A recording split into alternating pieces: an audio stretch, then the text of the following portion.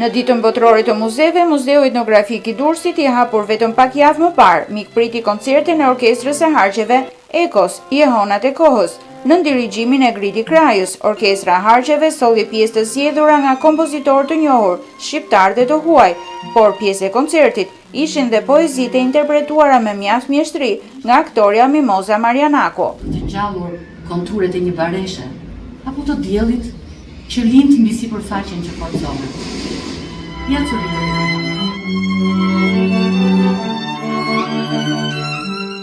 Jehona e Kohës është një koncert i cili lidh muzikën me memorien dhe me hapësirat historike të qytetit të Durrësit, ashtu siç jemi dhe sot në qendrën kryesore të qytetit, pikërisht në Muzeun Etnografik. Një emocion shumë i veçantë dhe një mbrëmje e veçantë ndryshe për Muzeun Etnografik, që kemi mundësinë të shprehim ndër shfaqjet që zhvillon teatri, kemi mundësinë që t'japim një shfaqje shumë të këndshme në Muzeun Etnografik, ku zhvillojmë melodi të këndshme me muzikë dhe gjithashtu poezi, një mbrëmje që i shton lezetin këtij qyteti.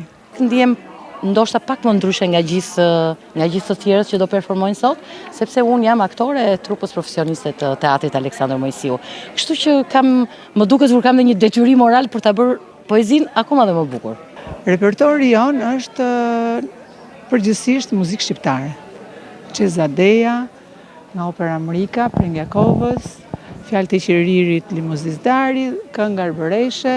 Në hapësirën ku historia ruan kujtesën e saj, muzika ringjalli jehonat e së kaluarës dhe i shndroi ato në emocione të gjalla.